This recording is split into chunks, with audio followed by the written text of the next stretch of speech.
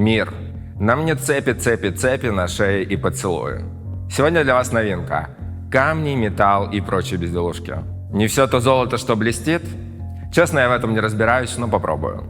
Смогут ли 5 производителей украшений отличить паль от оригинала и дешевое от дорогого? Это канал Гоши Карцева, а я Гоша Карцев. Шоу «Ты модель или подделка?» Выпуск про ювелирку. Блинк-блинк. 7 лет в ювелирном бизнесе. Говорит, что создает украшения, которые вызывают комплименты. Основатель бренда 12X, Ксения Карибская. Скромный, талантливый и умиротворяющий, создатель моих любимых колец Snow и OK, Александр Карпинский. Эта хрупкая девушка с 20 лет создает и продает украшения. Потомственный ювелир, основатель марки «Просто» Мария Чуркин. Единственный и неповторимый ювелир всех рэперов России. Уверен, что пока только России. Краш мой и босс бренда Мози Дмитрий Кузнецов. Говорят, ее украшения приносят океан счастья. Дизайнер, создатель и основатель Ocean Insight Маргарита Ай. Сегодня моя соведущая Ирина Кузнецова, коммерческий директор главного мультибрендового магазина дизайнерских украшений Poison Drop. Мы сейчас 5 минуток поболтаем и будем вместе с тобой отличать дешевое от дорогого и паль от оригинала. Сколько существует Poison Drop уже? 9 лет. И сейчас у нас 9 магазинов по России и очень хорошо работающий онлайн, который составляет 50% бизнеса по выручке. Вау, красавчик. Да. Я занимаюсь аналитикой, коммерцией, и я отвечаю, в принципе, за финансовый успех компании, потому что мы отвечаем за каждый рубль, вложенный в товарный запас. Бизнес родился не от того, что я фанат украшений. Я вообще не носила украшений, и у меня только был такой предпринимательский подход. То есть я до этого занималась фэшном и одеждой. К каждому дропу одежды приходил дроп украшений и дроп дизайнерских украшений. И они были максимально странные, они были максимально неносибельные, они были, такие, как прям для странненьких. Но всегда приходил какой-нибудь клиент, который говорил: я на день рождения, пожалуйста, мне что-нибудь в коробке красивое, чтобы вот просто вот не бровь, а в глаз. И мы такие: колье. И он такой: беру. И они стоили еще кучу денег, там, не знаю, 500 евро, 600 евро. То есть это такая довольно дорогая ниша. И пока мы продавали в сезон одежду, дроп украшений продавался за месяц. И я подумала: почему этим никто еще не занимается? Конечно, я была супер романтична, что я не предусмотрела только одного, что нет рынка, и его придется создавать. У нас было 600 тысяч рублей и огромное желание сделать классный продукт. Мы, на самом деле, с партнером сожгли все мосты, мы, то есть, ушли со всех работ, у нас вообще не было денег. Вот у нас был Poison Drop, мы придумали, как мне кажется, гениальное название, которое в себе сочетает философию, а философия наша в том, что быть overdressed — это уже сейчас не модно, а та последняя капля магии, яда, афродизиака, которая дополнит твой образ, она его сделает необычным и неповторимым. Вот я этот только Poison сейчас Drop, понял, да, что это Poison такое. Drop, да, то есть это такая капля в вашем образе. Трогательно все это сейчас вспоминать. Конечно, слушай, мы 2 года были вообще без денег, мы 2 года верили, как дурачки, что все получится. И потом купили конкурентов. Да, мы в этом году больше ярда сделаем уже. Сколько? Больше миллиарда. Вы за ярд уже зашли, Да. Красавцы. Алиса, можно вопрос задать? Да. Сколько тебе лет? 37. Мы ровесники. А у тебя есть дети, семья? У меня 4 детей. Что? А сколько лет?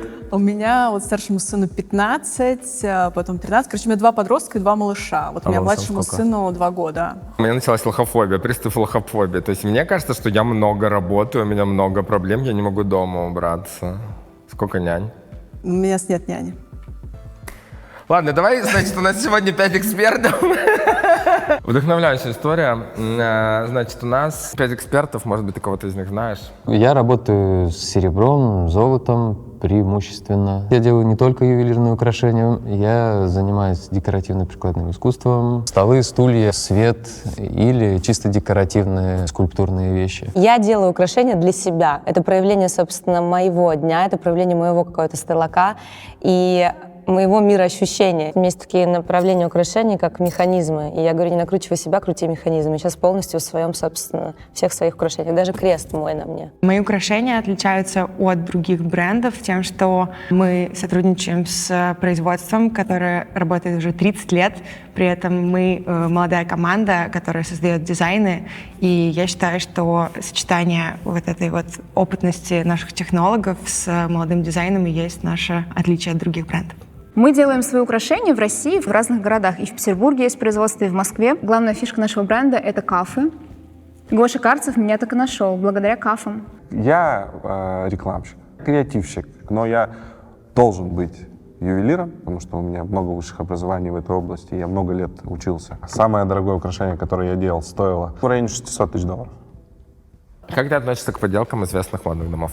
Когда тебе говорят, это Cartier, ты покупаешь, а оказалось, это не Cartier, отношусь плохо, это обман. Вот. А есть известное выражение «интерпретация тренда».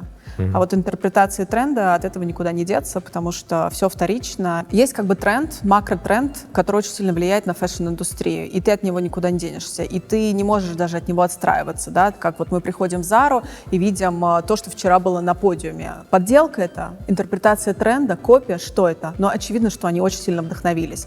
Также делают дизайнеры, да, они видят какой-то прикольный тренд, им не хватает, может быть, своей фантазии или не хватает собственной целостности, насмотренности или концепции какой-то бренда, и они берут и вставляют что-то коммерческое, понимая, что у этого будет разгон сверх супербрендов. Я не уважаю фейк в любом его проявлении, ни в одежде, ни в украшениях, нигде, потому что либо ты создаешь, либо ты копируешь. Но если человек выдает фейк за оригинал, я против. Но мы должны понимать, что любые украшения, которые сейчас есть, это вдохновение модных ювелирных домов. Я вдохновляюсь Van Cleef, я вдохновляюсь Bulgari и Cartier, и в свою коллекцию могу добавлять украшения в стиле этих брендов.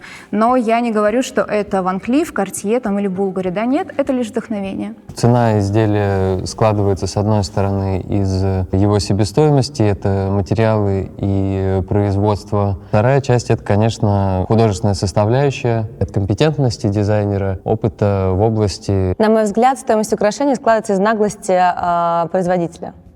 Вот я могла прокомментировать, из чего складывается цена изделия. Конечно, и хочется. я очень согласна, что это цена металла, работы, и дальше это дизайн. Работа там 10-15% от стоимости металла.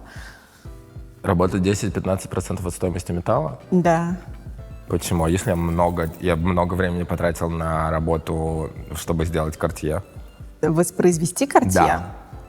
Ты думаешь, это 10-15%? Ну, такое есть, типа, по рынку среднее. Типа... Да, то есть это не я придумала. Каждый уважающий себя ювелир должен через это пройти. Разобрать украшение топового бренда, как оно сделано, посмотреть, как они там вычищают все, насколько у них классная там посадка камней. Мои любимые бусы из серебра высшей пробы. Одна пара от Tiffany за $650, другая с рынка южной страны за $15. Угадай, какое где. Так, это у нас явно намек на жемчуг. Вещи реально очень похожи. Немножечко различается плетение цепочки внутри, ну и, собственно, диаметр шариков. Ну, для начала я сделаю вот так, чтобы не царапать дорогое или даже дешевое. Ну, конечно, пробы самое простое, да, для начала, что можно определить. С точки зрения тяжести, я думаю, что это серебро, это, скорее всего, бижутерия. Здесь, мне кажется, шары уже облезают, а здесь вроде еще держат цвет. Судя по тому, что они легкие, они стальные. Сделаны они плюс-минус ровно. Но если здесь есть проба, значит, здесь мы знаем, что это точно серебро. Возможно, здесь еще есть именник производителя. Здесь есть именник, а здесь нет именника. Ну, вообще странно. И фурнитура почему-то ни у одного, ни у другого не пробрендирована. Мне нравится больше вот это, по ощущениям. Вот это мне больше понравилось, из-за цепочки. Есть какие-то косяки, очень странно проволока накручена, немножко царапается вот последнее звено. Да, мне кажется, они оба как бы в одной должны быть ценовой категории, если честно. Если это оба серебра, здесь у нас стоимость будет идти в весе, то есть в серебре. Что будет тяжелее, то будет, по идее, дороже. Ты можешь вот так визуально сказать, где Tiffany, а где нет? Конечно, нет. Но это нереально, слушай. Наверное, вот если бы я бы щупала, можно было бы как-то отличить по обработке, по вот... Давай посмотрим, что они скажут Да, сейчас. давай. Справа дороже, просто потому что бирка закрыта. Класс. Люблю Tiffany. Скоро мы будем как Tiffany. Окей, я считаю, что вот это изделие дороже. Потрясающе. Я понимаю, что лейбл заклеен, это. Но, говорю, я бы подумал просто, что это лучше из-за того, что вот лучше цепочка и все это. Я считаю, что вот это украшение дороже. Я считаю, что это колье будет дороже. Да, там вторичный дизайн, да, и интерпретация тренда. Ну, просто есть разные задачи, да, если ты как бы художник и метишь Metropolitan Museum на там Met-Gala выступать, это одна задача. Другое дело, если ты хочешь зарабатывать деньги, другое. И та ок. И это твоя личная цель, кем ты хочешь стать. Мы как бы поэтому мультибренд, мы реализуем разные задачи, потому что иногда я просыпаюсь с настроением про искусство и поддержание художников. А другая, где мои бабки? А потом, да, а зарплату платить надо. С точки зрения себестоимости, ну вот это, наверное, 1004 рублей, а это, ну, 1006. Шарики — это самая дешевая история, которая есть, типа, в ювелирной промышленности. У кого, собственно, больше наглости, тот и делает дороже бренд. Хотя по факту грамм серебра у всех понятен, сколько стоит закупки. Я бы такое не одела, это не мой дизайн. Говорю, опять же, шары, у меня свои шары есть. Вот. Зимой многие сталкиваются с проблемами с волосами. Из-за погоды они становятся сухими и ломкими. Чтобы волосы блестели, как у Дженнифер Лопес, необходимо правильно за ними ухаживать. Хочу порекомендовать вам многофункциональное средство «Немочалка». Уже после первого применения локоны станут мягкими и гладкими. Вы забудете про секущиеся кончики и тусклый цвет. Ребята из Hair Sector самостоятельно производят косметику в России. У них собственное производство полного цикла. Они не покупают продукты у других и не перепродают. В разработке средств принимают участие известные парикмахеры, которые точно знают, что нужно волосам. Кстати, у них есть и концептуальный салон красоты в центре Москвы. В основном клиентами Hair Sector являются профессиональные мастера, однако, если у вас нет времени постоянно посещать салоны красоты, то вы можете ухаживать за волосами самостоятельно. Средство «Немочалка» доступно на сайте бренда hairsector.com и популярных маркетплейсах Озон, Wildberries, Яндекс.Маркет и других. Все ссылки оставлю под роликом в описании. Команда Hair Sector тщательно работает над составом косметики, поскольку стремится создать по-настоящему высокоэффективный продукт. Главные преимущества бренда – это доступная цена и очень выгодные объемы. Помимо этого, у Немочалка есть еще отличительная особенность – многофункциональность, которой вы сами управляете, используя средства либо как смываемый уход, либо как несмываемый, в зависимости от того, что вам нужно. Чтобы заказать многофункциональное средство Немочалка от Hair Sector, переходите по ссылке в описании к видео. Не забудьте ее сохранить. Увидев, как преобразились ваши волосы, друзья точно начнут расспрашивать вас о том, какими продуктами вы пользуетесь. Cartier всего лишь гвоздь, золото и бриллианты. Оригинал от 13 тысяч долларов, а подделка 22 тысячи рублей. Вау. Люблю это изделие. Самая популярная подделка, кстати, у ювелиров. Я уже практически уверена, что вот это вот оригинал. Но фейк. А, по-моему, они оба фейк. Подожди. У вот этого изделия шляпка покрупнее. Размер камней немного отличается. Закрепка камней на вот остренькой детали. Самое простое — проба. Здесь, да, мы видим желтое золото, здесь под розовое золото у нас все сделано. Если это украшение из золота, если это украшение из серебра, как минимум нужно искать пробу. Cartier использует 750-ю пробу. Ну, во-первых, система шрифтования, да, и у Cartier все всегда зализано максимально. Ну и масса, соответственно. Это весит очень мало.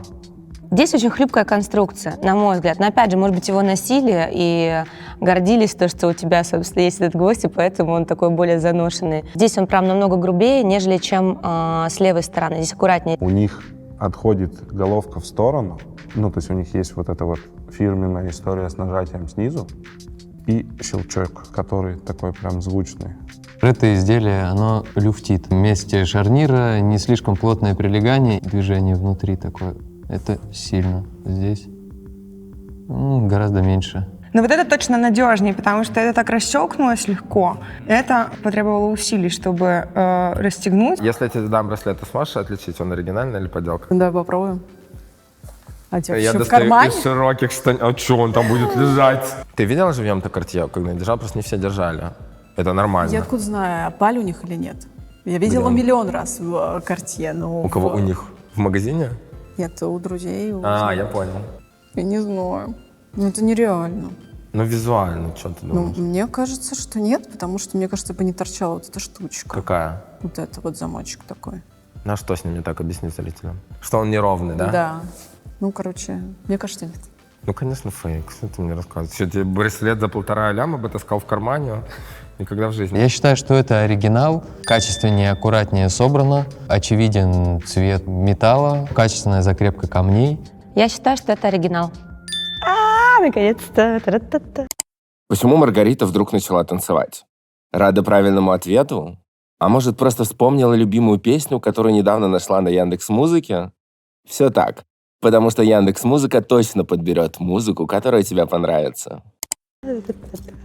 Я думаю, что этот браслет оригинальный, потому что здесь намного больше проб, здесь намного качественнее выполнена работа, гравировка, и качество браслета, в принципе, намного лучше. В общем, я считаю, что вот это оригинал. Отлично. Оригинал и фейк. Это будет интересно. Это два браслета из настоящего янтаря. Один дороже другого в 10 раз. Попробуй угадай, где какой и сколько они стоят. Вот что янтарь. Давно я янтаря не видела своими глазами. Ой, что-то хрустнуло. Янтарь же лечит все болезни, вот китайцы очень популярны в этом плане. На выставках ювелирных китайцы просто этим янтарем банчат невозможно. Ты знаешь, почему это востребовано в Азии, особенно в Китае? Нет. Для них это, по легенде, лечебный камень, потому что это застывшая кровь дракона. Китайцы тратят огромные деньги на все это. Здесь один браслет стоит 520 тысяч рублей, а второй 62. Это то, что мы могли достать на съемку. Китайцев от всех других азиатских народов можно отличить по браслету с янтарем. Первое, на что я обращаю внимание, это на то, что на этом украшении нету узлов связанных. И мне кажется, что это сделано намного качественней. Ну вот этот, скорее всего, дороже. Просто это состаренный, естественный, и может быть он, то есть добыт там чуть обработан как-то минимально. Хотя, с другой стороны, он такой чистенький достаточно. Чем больше вкраплений, чем более камень не идеальный, он дороже. Очень часто в камнях есть вкрапления, воздух, и это, наоборот, хорошо. Если ты видишь перед собой супер идеальный камень, то, скорее всего, это либо подделка, либо очень дорогой камень. В янтаре я не профи. В случае производителя это преступная халатность, конечно, вот такие резинки цеплять на камень дорогой.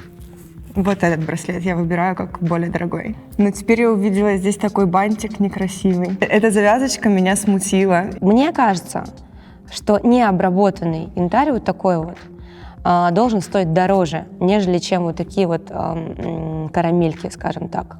Здесь у нас эластичная основа, причем неплохого качества, я могу сказать. И здесь у нас резинка почти от трусиков, да не она. Я хочу потрогать его на коже. Потому что настоящий камень, он не будет быстро нагреваться. Я считаю, что это дороже. 1030 максимум. Я считаю, что это too much. Я не вижу, за что здесь платить. Но я не гемолог. Этот дорогой, этот дешевый. Только потому, что он мне больше нравится, но не потому, что он реально дороже. Я не знаю. Я считаю, что вот это дороже. Вот это стоит порядка 30 тысяч рублей, а этот 3 тысячи рублей. 500 000? Я пошла на добычу янтаря. Все-таки вот этот, потому что здесь полировка такая хорошая. Допустим, $1500. Понятно. То есть не надо было смотреть на плохо завязанные резиночки. Мне кажется, вот это. 1,5 миллиона может стоить. 600, это смотря кому продать. То есть где-нибудь в Дубае это можно и за 3 продать. Знаешь, какую мне тебе рассказал историю? Янтарь еще ценится в Дубае, потому что, я так понимаю, у мусульман нельзя носить мужчинам драгоценности. Они носят бусы, но на конце у них мундштук для кальяна. знаю, Прикинь, первый раз потому слышу. что это... И честно, он мне рассказал, он в Дубае же много времени проводит. Это типа супер дорого. А какие-то есть еще такие камни, которые вот не модные? Был не очень модный малахит, зеленый Малахит такой. топовый камень. А Обожаю сейчас с ним малахит. сделали такие классные коллекции, дизайнеры и вообще... У малахита потрясающий цвет. Как называется вот Бритни Спирс 2000-й ковбойский камень? Голубой. Сапфир. Непрозрачный.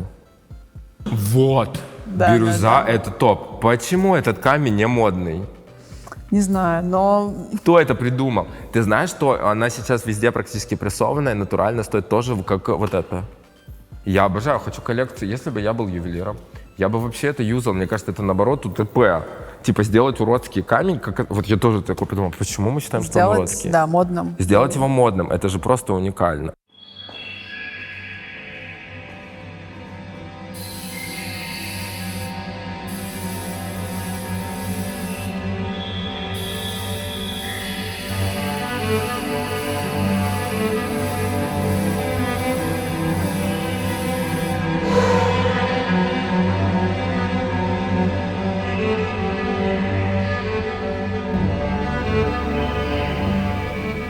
Но вы тут ничего не увидите, поэтому сразу же говорю, что относительно нас слева бриллиант за 77 тысяч рублей, а справа фианит за 2500 рублей. Колечко на память, кольцо. Боже мой, вы такие еще мелкие нашли. Это золото. Ну, да, скорее всего, по весу это золото. Ну, вот эти кольца делаем мы, поэтому я знаю, что это кольцо из белого золота 585 пробы с камнем примерно 0,11 карат. Металл одинаковый, но вес. Здесь как бы больше металла, поэтому по весу не понять. Нужно смотреть именно на сам камень. Может, это и белое золото, но только часто белое золото же еще радирует. Фианит Сваровский без микроскопа, ну, там, я не отличу, честно скажу. Вообще, на глаз визуально клиенту отличить фианит и бриллиант, ну вот, пожалуйста, ты же не отличишь это, нифига ты не отличишь. Это серебро с фианитами, понимаешь? А вот если мы там свет сделаем получше, оно будет блестеть, как будто это золото с бриллиантами. Митька подарил мне браслет. Они Да, вот да, это, да, вот да. что делают они. Да, это серебро. Я не знаю. Ну, Но вообще приятно, I когда guess. такие украшения дарят. Да. Ну, ты понимаешь, да, что это фианиты, но они блестят получше, чем сейчас вообще обычно. В клубах, Да. ночью, вечером Да. просто топ. Как правило, фианит светится намного ярче, нежели чем бриллиант, как странно бы это ни казалось. Очень сложно определить на самом деле камень, если ты не ювелир. Я дышу на камень. Натуральные камни, они сразу отдают тепло, то есть камушек не будет потеть. Фианит, у него низкая теплопроводность, и он запотеет сразу. Что такое фианит? Фианит — это аббревиатура, которую придумали в Советском Союзе. Физический институт Академии наук, где придумали, собственно, эту штучку. Воочию. А во всем мире это цирконий? Циркон. А цирконий — Циркон. это натуральный камень, который добывается в породах. Это аналог бриллиантов, только искусственных. Очень часто, например, на фейках не стараются ювелиры, и крапана просто, знаешь, в разные стороны крепят, как могут, вот так вот, елочку. Здесь фианит, здесь бриллиант. Вот этот. Здесь просто больше граней. Если посмотреть на дно его, да, оно как бы играет интереснее, там сложнее. Вот это бриллиант. Ну, я молодец. Муж, бриллианты, студию. Я считаю, что кольцо 4C дороже. Бриллиант как бы сияет ярче, и бриллиант достаточно маленького там отблеска свечи для того, чтобы невероятно сиять. Мое гемологическое образование сейчас подсказывает где-то внутри души, что вот это бриллиант. А здесь все-таки фианит, потому что глубина света, глубина игры и краски, которые дает брюлик здесь, то есть здесь очень много оттенков голубых, желтых, то есть он прям пестрит, а здесь более все тускло и площадочка не совсем ровная. Сейчас очень много искусственных бриллиантов, которые выращиваются синтетически, и очень много людей, которые даже в ювелирной сфере не могут определить бриллиант, синтетику от натуралки. У вас есть кольца для развода на сайте, я видел Да. на днях. Это что за прикол? Ну, слушай, это тоже про такой тренд, что мы все расстаемся со старыми привычками, с людьми, и как бы экологично перенести свою травму на какой-то объект, а не на человека. И вообще экологичное расставание, когда вы договариваетесь о том, что вы расстаетесь, обмениваетесь кольцами, и, между прочим, хит продаж. Вообще топ. Ну что тут нам гадать, ничего не видно. Просто интересно, как отреагируют ювелиры на бижутерию. Это подделка на Dior за 2000 рублей из подземного перехода. На жемчуг не похоже, если честно. Ой, тоже столько подделок видела их. Это не жемчуг, кстати, это пластик. Классный жемчуг. Абсолютно пластиковый жемчуг. Dior. Ох-хо-хо-хо. Я с бижутерией вообще не работаю, но я попробую. Я не работала никогда с бижутерией Dior, Chanel и других брендов, поэтому я не знаю, оригинал это, подделка. Качество бижутерии, к сожалению, вообще не очень. У нас один раз пришла корона с такими огромными кристаллами Марджела. Она была лимитирована по всему миру. И она пришла уже с отколотыми в поставке этими кристаллами. Обожаю. А у нее закупка была типа 600 или 800 евро. И мы пишем бренду, что говорим, гайс, как так? Мы еще даже у нас не поступило в продажу, оно уже все разломанное. И они говорят, пожалуйста, возьмите молоток на камеру, снимите, как вы ее долбите, и мы тогда запишем вам кредит-ноут. Вау, сделали? Ну да. Очень плохо обработана поверхность, внутри довольно плоский цвет. Давайте посмотрим, как у нас будет входить в разъем замок. Оба туго, прекрасно входят. Классненько. В принципе, очень хорошо сделано. Было бы с чем сравнить, было бы проще, конечно. Выполнено очень достойно. Я бы носила такие серьги. Сделано довольно тонко. Очень классно вставляется пимса. В целом это выглядит как хорошая бижутерия. Я не удивлюсь, если я ошибусь, и не удивлюсь, если буду права. Ну, я смотрю просто, как сделаны соединения. Есть ли заплывы лишние или что-то, потому что, как правило, у Диоров все прям чистенько, даже в бижутерии. Слушай, ну ножка очень классно сделана, аккуратно, до щелчка. Мне не нравится только внутри вот этот заплывчик, но мне кажется, что Dior бы на это забил. Я как-то хорошо к Dior отношусь, поэтому мне кажется, что это не настоящий Dior. Это фейк. Аллилуйя. Серьги Dior оригинал. Хорошая подделка. Сейчас делают очень крутые подделки. Это может быть оригинал. Отлично делают люди подделки. Давай оригинал, я скажу. Вот за это не люблю бижутерию. Потому что хрен ты отличишь. Ты знаешь, самое смешное, что ты в Dior, если придешь с классной подделкой бижутерии, сдавай ее, тебя примут. Серебро и эмаль. Одно от Celine за 40 тысяч рублей, а другое от российского сетевого известного магазина за 4 тысячи рублей. Угадывай, какое где. Серебро с эмалью. Да, Одно 4 тысячи, другое 40. да. Почему так? Эмаль, вообще качество эмали зависит от таланта эмальера, который кладет эту эмаль. Эмальер? Да. Вау, То есть как есть красиво. еще разные техники эмали. Вот мы с тобой познакомились, можно сказать, на грузинской неделе моды, и мы ездили к чудесному бренду Софа Гаглиашвили, которая вручную кладет... Есть горячая эмаль, есть холодная эмаль, и у них разная техника, как она кладется, но это прям искусство. Вот то, что грузины делают, это прям арт. Вот. У нас к эмали относятся не так, как к искусству, то есть это более массовое производство, поэтому вот бренд, который массовый, они могут себе позволить недорого класть эту эмаль и в массовое производство запускать. То, что вот этот грузинский бренд, они не могут себе это позволить, это абсолютно ручная работа. Ну, вот это дорогое, классный замок сложный.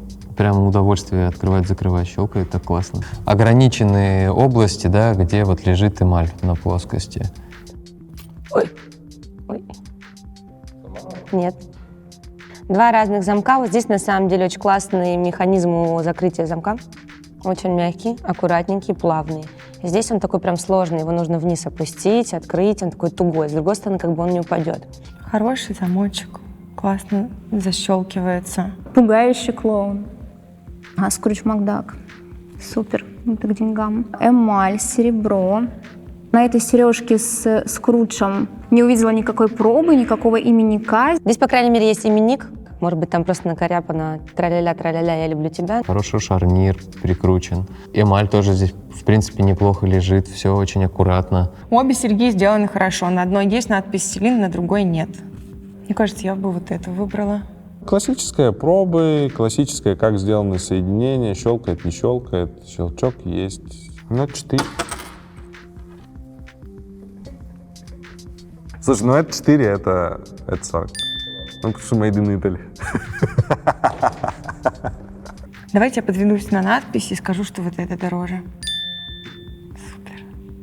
Это Made in Italy. Мы доверимся качеству. Мы доверимся клоуну Made in Italy, и он будет стоить дороже. Мне кажется, что это украшение дороже, а это украшение в разы дешевле. Я считаю, что это дороже, ну, только потому что это Celine. Ну, 1050, наверное, стоит. А Donald Duck 25 стоит. Ну, как ты отличишь? Я бы вот это за 40 продавал. Она очень круто выглядит. Скажи, прикольно. Очень классно. Я бы сам носил. Подожди, если я придумываю дизайн, но не делаю украшения своими руками, я не ювелир? Нет, ювелир — это все-таки ремесло, мне кажется. А Саша ювелир? Какой Саша?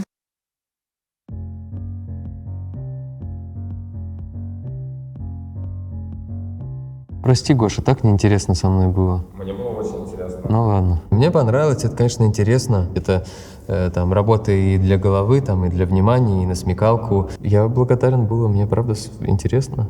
Мне очень нравится. Если что-то будет подобное, я с удовольствием приду. Это веселая каруселька, на которой я прокатилась, и благодарю, собственно, тебя за это.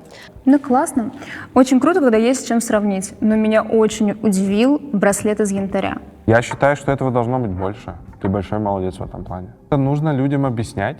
В целом для аудитории научить ее понимать и уважать бренд, это очень классно.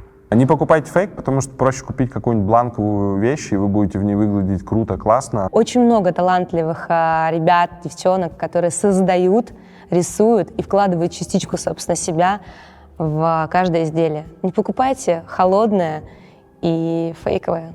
Можно найти клевый аналог и поддержать этим небольшого производителя, нежели покупать копию именитого бренда. Как мы сегодня убедились, качественные вещи могут стоить как дорого, так и менее дорого. Надо быть проще. Лучше спокойно одевайтесь и покупайте классные тачки. Я для себя лично ничего нового не открыл. Принципы одни и те же. Паль тоже бывает качественный. Альтернативу можно найти доступную, вообще в легкую.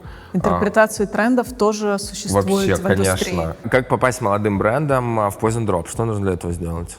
Как это Нужно вообще? создать коллекцию, которая будет целостная и с пониманием того, для кого ты ее сделал, для чего ты ее сделал, да, то есть именно с целостным видением. То есть она должна быть осмысленной, не то, что тут у тебя кролик, тут у тебя кристаллик, тут палочка, тут кружочек, потому И что тут я череп. про все и не про что. Да, да. А технически какая должна быть коллекция? Там, сколько-то изделий? Обязательно ли это должна быть ювелирка? Может ли это что-то быть сделано вручную в небольших количествах? Да, все может быть. У нас вообще нет никаких ограничений, таких, там, что все по 100 штук, нет. И штучные, и не ювелирка, и бронза, и металлы, и титан, любые недрагоценные металлы мы берем, но мы работаем только с самозанятыми или ИП, то есть у нас нет возможности и типа договора работать с физическими лицами. А у тебя же есть почта на сайте твоя? Нет? Ну, у нас есть buying@poisondrop.ru, Вот, куда пишите пишут. туда, ребята, Да. и вдруг только вменяемые письма, не доброго времени суток, и вот вам архив на 400 гигабайт. Что не надо писать? Не надо Давай. писать, как продаваться на Poison Drop, что мне нужно там сделать. То есть мы не даем в этой почте советов. У нас, к сожалению, приходит слишком много заявок, чтобы это давать. Нужно написать, какая ваша коллекция, сфоткать ее на белом листочке, чтобы было представление о стилистике, написать ценовые диапазоны, по которым вы планируете это продавать за 1000 рублей, за 6000 рублей, за 15 тысяч рублей, чтобы мы поняли в товарную матрицу, куда это вообще встроится, и встроится ли состав металла. И еще мы любим, когда нам пишут, где вы уже продаетесь или не продаетесь, ссылки на соцсети, чтобы понять ваш визуальный код, как вы мыслите. Хорошо было, мне понравилось. Да, спасибо. Спасибо. Можно встать с этих стульев неудобных, но красивых. Я хочу посмотреть на, ты говоришь, волосы там у тебя какие-то на Нет, кресле.